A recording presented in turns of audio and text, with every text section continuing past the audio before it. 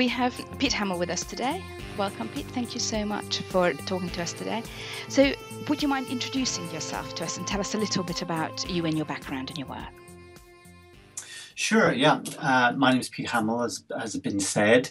I am a consultant, coach, facilitator, essentially working in the areas of leadership and organisational development. And I'm also the author of a book on a particular approach to leadership development called Embodied Leadership, which I think is what we're going to spend quite a bit of time talking about today. And really my work falls into a number of categories. I work on some master's programs or some postgraduate qualifications programs. I work also doing some work with coaching senior leaders across a range of organizations. And then I do some consultancy and facilitation work across the public, private and not-for-profit sectors. So that's a little bit about who I am and what I do. As well as that, I have a gorgeous 2-year-old daughter who takes up a huge amount of my time and, in my opinion, is the most gorgeous little girl in all the world. And we would expect nothing less. Excellent. Thank you, Pete. Around your little finger. So you mentioned some of your work and particularly your book on embodied leadership, and that is very much the aspect that we're interested in today. Tell us a little bit about what brought you to embodied leadership. What made you think that that's an area of work that's of particular interest to you? So I had been doing quite a lot of fairly deep and transformative personal development work for a period of time. And I found my way through a long series of connections, which I won't go into, to the embodied leadership work and to the person who is kind of my teacher in that work now, a man called Richard Strozzi Heckler. And I worked with him for a short period of time and spent some time with him. And my experience was, I had been really lucky in life. I have been really lucky in life. I've met some incredible leaders who have incredible presence, and they have that je ne sais quoi, I suppose. What I would have said at that point in time, I don't quite know what exactly that is, but they have it. And when I met Richard, my experience was of meeting somebody who had that, and who also seemed to know, beyond anybody I'd ever met before, how to teach that, how to give that to other people. And that was utterly compelling. And in many ways, he was, for me at that time, one of the most complete human beings that I'd ever met in terms of who he was as a person. And so there was a very real sense for me of actually meeting someone and going, okay, this feels like the start of a path. And so I started in on that path, and that was back in about 2001, I think. I started in on that path, and that really sort of captured my attention, and I've stayed in that work ever since. And for me, it is the most powerful work that I have ever experienced on myself. Therefore, it feels like, the work that I most want to be part of bringing to the world. Which is, of course, makes perfect sense then that this is the area of the work that you want to share with others. Now, for those of us who work in development, whether leadership development or organizational development or coaching, the notion of somatic work isn't exactly new. But for the purposes of practicing managers, maybe managers or leaders who haven't spent an awful lot of time studying this yet, would you be able to just explain to us what you mean when you talk about embodied leadership? Yes. Or embodiment of something? Yeah, so there's two core things that I think are worth saying about embodiment. The first one is to think about it as a level of learning. And what I mean by that is there are lots of people who know about leadership.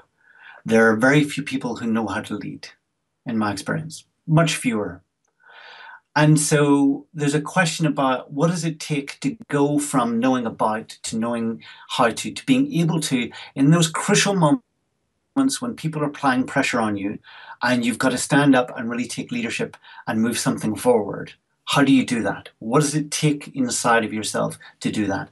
And, the ability to do that consistently and when under pressure, that is embodied leadership. That is an embodiment of leadership. And at one level, that's what I mean by embodiment, is a shift between all those people who know the right words and have read the right books to knowing how to.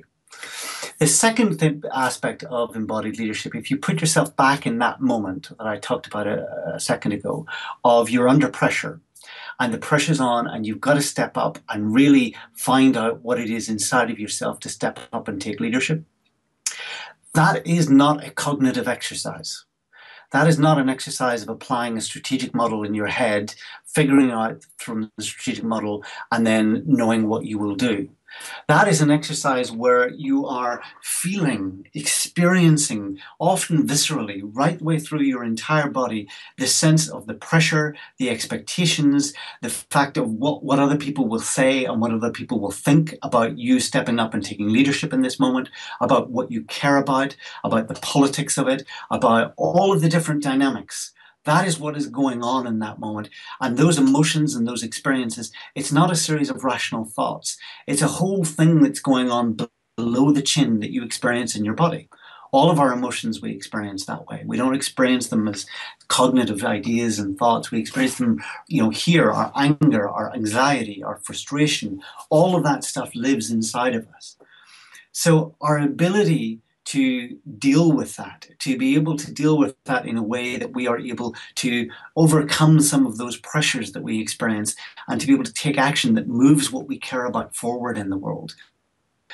That requires an engagement below the chin. It's not a mental exercise. It's not a rational exercise. And putting people in a room where you teach them a series of rational models, I'm sorry, some of them are wonderful, they're beautiful, they're brilliant, but they will make no difference to people whatsoever when they are in those moments of pressure, unless they know how to engage with themselves, with their lived experience in those moments, to feel that, to understand it, to experience it, to know what it is, to be able to find a place where I can have choice inside of that, to not respond how I have habitually responded throughout my life when I'm in a place of conflict, but actually to make a choice that will move what I care about forward in the world.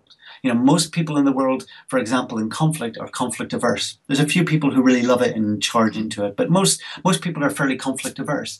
To be able to engage productively in conflict requires something that we engage with our entire experience, our history of conflict, and learn how to do something different. And that involves engaging with our bodies. It involves engaging with the feelings, the experiences that we have down there. It involves engaging with the way that we physically move and shape ourselves in response to our experiences. Do we collapse and move away and withdraw from experiences? Do we tense up and get angry? It's engaging with that.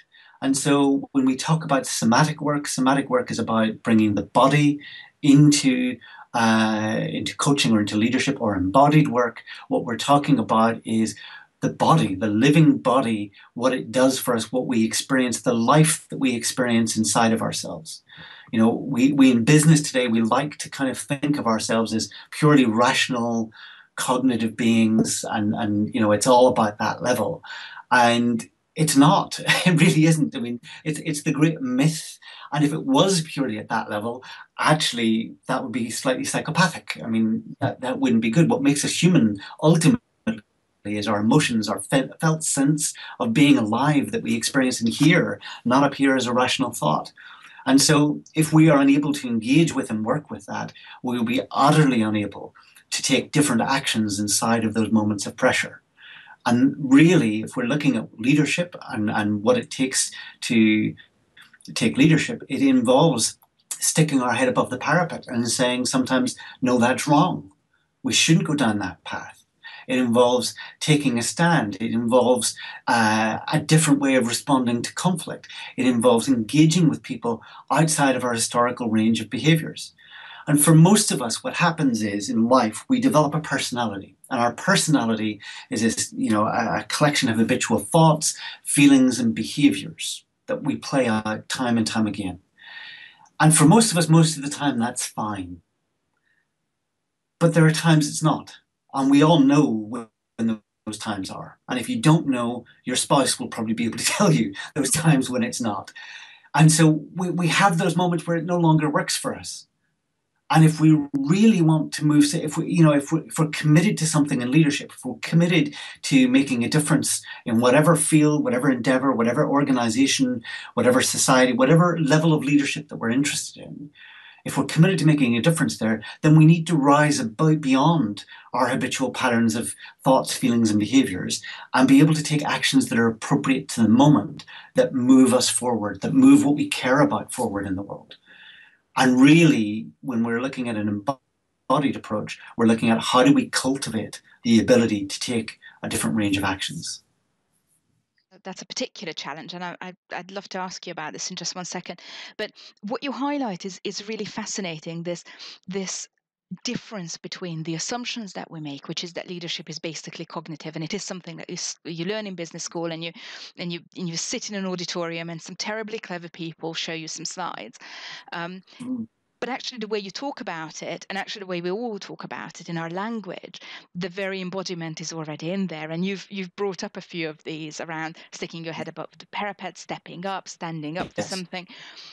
Our language is full of describing leadership action as a physical process.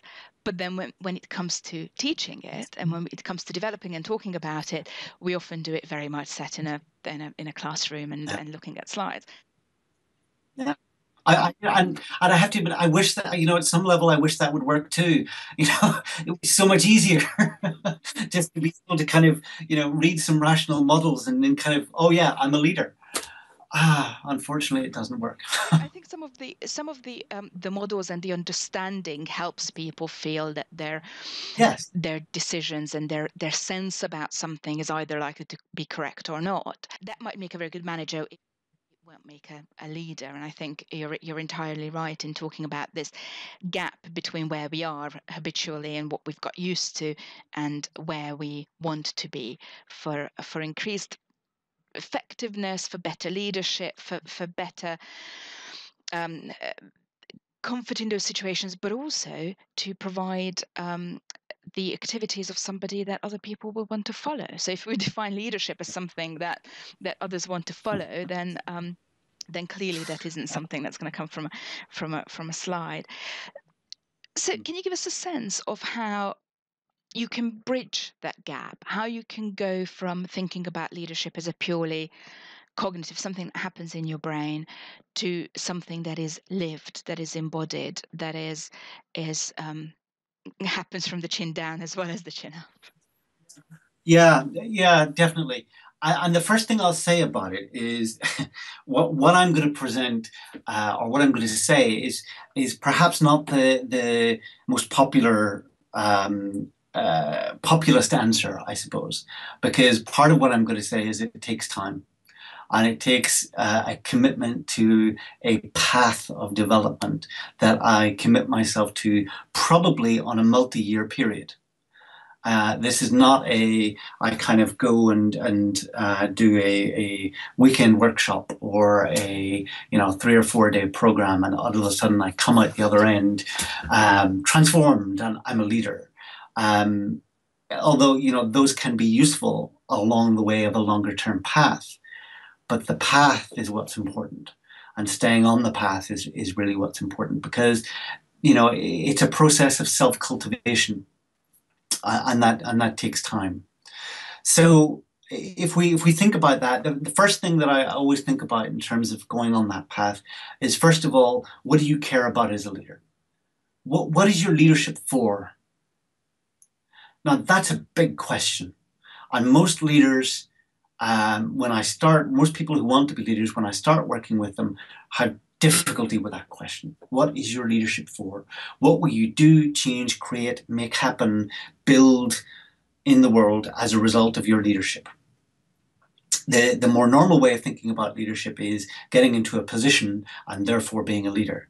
And yet we've probably all had the experience of seeing people in positions of leadership who don't lead. So it's not about the position. And we've all probably seen people without positions of leadership in that kind of formal way who've shown great leadership.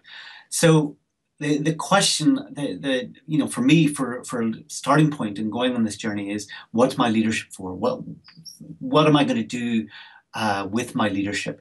And therefore, where do I need to be?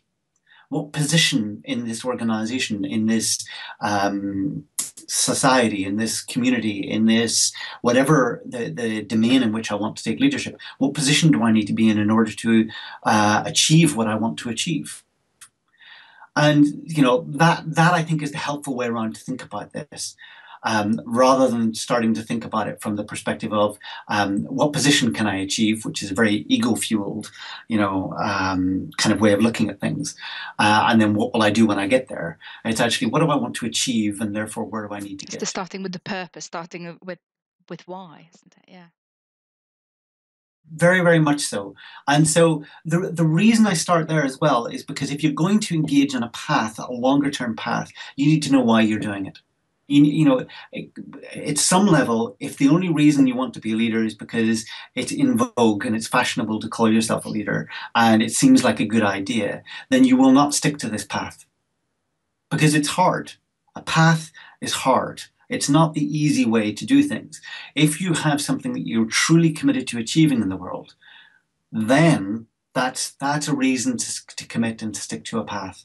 And that's, when you look at the great leaders in the world, that's by and large what they've done is they've stuck to a path over a very long period of time. And they've worked on that for a very long period of time. So that's the first aspect that I think is really, really important, that it's necessary to cultivate in terms of developing yourself as a leader. The second part is, and these kind of go in parallel, but the second part is then starting to look at, okay, so who am I? What are the habitual patterns that I have, the ways of acting in the world, the things that I do habitually over time, the things that work for me at some times that don't work at other times? And how can I start to develop a greater range of flexibility in who I am and what I do? And that's not about, so, there's a lot of people who have real difficulty empathizing with other people. Yeah, so it's not about pretending to empathize with them so that somehow they think I've empathized with them and that'll make it all okay. Because actually, we know when we're being really empathized with and we know when we're not. It's about doing the work to develop the fundamental capacity to be able to empathize with somebody. So it's a level deeper than just acting your way into something. It's about how do I actually develop the capacities and the capabilities to be able to do something different in the world, to be able to engage with people in a different way. And that requires some pretty big work, really. So let's take an example of a manager, a male manager in an organization making people redundant, and they're unable to empathize with the people. They may be described as brutal. They may be somebody I was working with recently would describe how when somebody got upset in the room with him when he was working with them, he would get up and he would kind of say something along the lines of, well, I'll just give you a minute so you can collect yourself. Don't worry. I'll just give you a minute so you can collect yourself. And then when you're ready, we can continue. And his story about that was that he was giving them space and being wonderfully respectful. And when he really looked at it, he was just terrified of their emotions and really unable to handle their emotions because he was unable to handle his own emotions. Because he was unable to deal with and to look at his own emotions because of his upbringing and because of some stuff that had happened to him early on in his life. Now, this isn't about therapy, but it is about actually, here is somebody who does not have the capacity to effectively empathize with people, who is enacting corporate policies in a way that people are experiencing as brutal and unfeeling, and who is not inspiring leadership in that organization. So that's a problem for him. So part of what he had to do was go on quite a long journey of starting to get comfortable with his own emotions, to start to experience and understand his own emotions, to start to see what happened inside of himself when he experienced emotions and how he suppressed and shut them down, and how he withdrew from conversations where other people were expressing emotions, both positive emotions, negative emotions. He was withdrawing from it all. And this isn't actually that uncommon. When I talk about this guy, it could seem quite extreme, but actually there's a lot of people in organizations who find very subtle and small ways of withdrawing themselves from emotional situations that in their mind they rationalize as being, oh, well, I'm just giving that person space, or I'm just doing this. But in reality, create an impact where the person does not experience empathy and the person feels that that person is enacting corporate policy in a very brutal way. And that's such a good example of a personal approach or a personal capability or lack thereof having quite an important impact on certainly how that team is perceived, how that manager is perceived, and possibly how the whole of the organization is perceived. And that then Yes. has knock-on effects on motivation and morale and engagement of the people who are left behind. So it might seem like it's a fairly small thing in someone's personal life, but actually, once people are in positions of leadership, their Yeah. ability to do certain things or the lack of ability to do certain things can have significant effects on Mm, other people and therefore on the other That's organization. Yeah. massively. So I'm working with somebody else at the moment who is a senior partner in a professional services firm, is a lead partner with a particular client. And he goes in to meet the chief financial officer of this organization, his client organization. And the chief financial officer likes to jump up and down and shout and swear and slam the table and do all of that kind of stuff. You know, a bit of a bully, really. My client, this partner, is the most conflict averse person you've probably ever met. And it takes every ounce of self-control for him not to get up and leave the room. You know, this is the most kind of awful situation that you could put this person in. And, you know, he really doesn't enjoy it. He hates it. He absolutely hates it. But of course, he's the lead partner. He has a team of people sitting around him.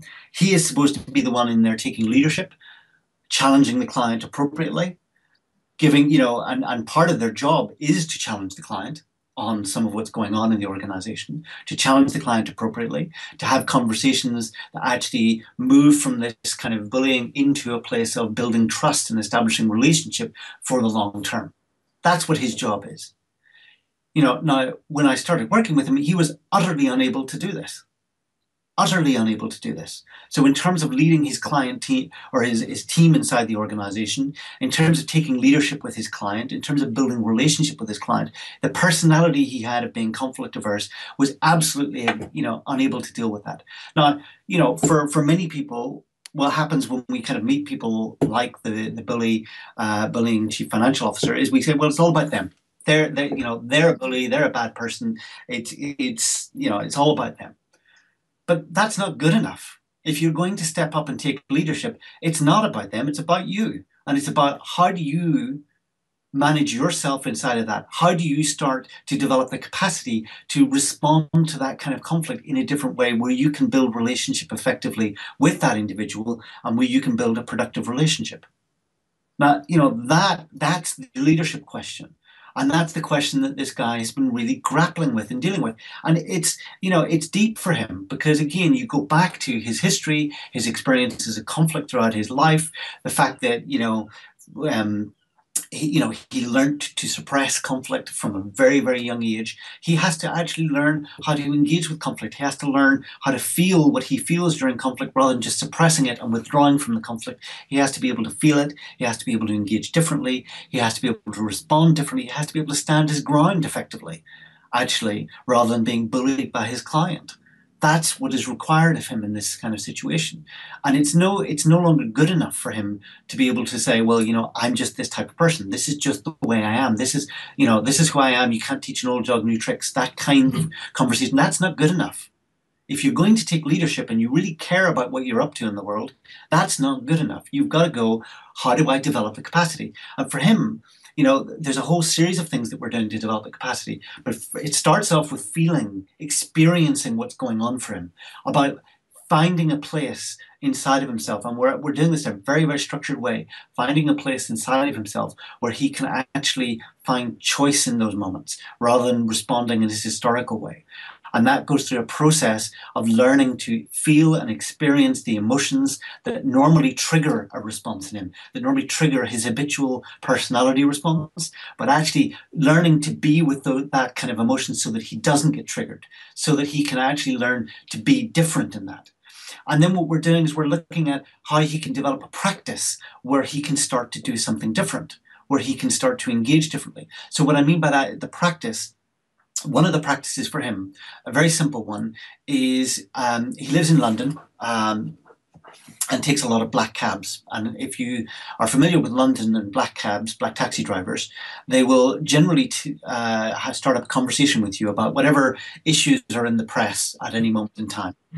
So his job, when he is in one of those black taxis, is to disagree. Just to disagree. To hold the line of disagreement and to notice what happens within himself and to practice staying in a place where he doesn't get triggered in this conflict. To practice staying in a place where he can hold a line that is different to that the black taxi driver is holding. Doesn't matter whether he agrees with the black taxi driver or not. That's not the point. The point is he is practicing being in conflict in a different way. He's practicing holding a line of disagreement where he would normally kind of just end the conversation and drift out of it and go, well, it's not that important, and et cetera, et cetera. But he's learning how to do that. And really importantly, he's learning how to do it where it doesn't matter. Because there's no consequences. He'll walk out of the cab, he won't see that black taxi driver again. Yeah? So he's learning how to do it in a place where there's no consequences rather than trying to learn how to do it in a place where everything matters. So he's learning how to, he's got a practice now of actually learning how to be in conflict differently. So that's part of what he's doing is, he's building in a set of practices of experiencing how he can be in conflict in a different way. And that's the kind of path that I talk about in terms of development, is a path of starting to look at how do we understand, how do we feel and experience ourselves in the moment? How do we start to gain choice over those places where we normally would go into our triggered habitual response? How do we start to create a space where we can choose? And then how do we start to practice a different behavior that is not our habitual behavior and that starts to give us the capacity to do something different in the world? And that's self-cultivation. A lot of leadership development programs focus heavily on self-awareness, and self-awareness is great, but the downside of some of those programs is that they leave people in a place where they walk out aware of all the things they do that don't work for them. And then whenever they do those things that don't work for them, they now know that they're doing it and they get to beat themselves up about it. But they haven't actually been taught how to do something different, how to cultivate the capacity to respond in a different way. And to do that, what you're playing with is, for this guy, for 40 something years, he's been practicing a particular way of being in conflict. To learn how to be in conflict in a different way, to overcome that triggered habitual response and to learn how to be in a different way will take a period of time. It will take practice. For the guy who, spent, who would walk out of the room and not engage with somebody's emotions and had his rationalization about why he was doing it, he'd been practicing that for 40 something years. For him to do something different, it basically took him, over a year of work, of hard work, of looking at his emotional states and how he responded to things in order to be able to do something different. And that's what you're looking at. You're looking at how can I cultivate the ability to do something different when under pressure? Because leadership, when it most counts, when people most need leadership, is when things aren't going well. When everything's great, the money's rolling in and everything's going really well, we can forgive a few lapses in leadership. It doesn't matter as much. But in those moments where we're really under pressure and things are difficult, that's when we need leadership. And in those moments, we are most likely to go back to our habitual responses. So developing the capacity to do something different in those real moments of leadership requires us to put that kind of work in, to engage in a path of development where we really put ourselves into a series of practices that will allow us to cultivate something different.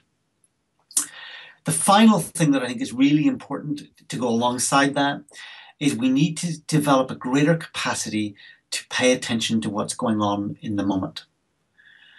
What I mean by that is most of the time our minds will go to the past, memories, what happened, what could have happened if I done something different, all of that kind of stuff, or they will go to the future and think about what we're worried about, what might happen, what would be really great if, all of that kind of stuff. They don't stay in this present moment. They very rarely spend time right here, right now. What am I experiencing in this moment? And the challenge is leadership is about moments for me. It's about moment by moment when someone comes into your office and is really pissed off and angry. Or moment by moment when you're in that meeting and the boss is putting pressure on the team to do something that will be unethical. Or where something is happening and the group of people around you that actually you kind of know is a little bit wrong, but actually it's easier just to go along and ignore it because nobody else is saying anything, and it would be disrupt the kind of the friendly relations of that group to say something. It's those moments. How do we step up and say something in a way which maintains relationship? How do we challenge the boss in a way that builds trust?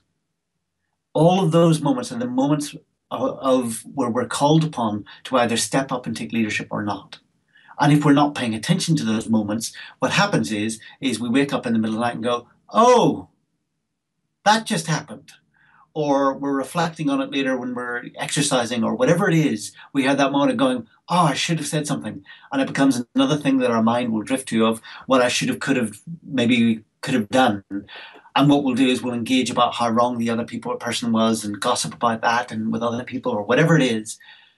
But that moment was missed.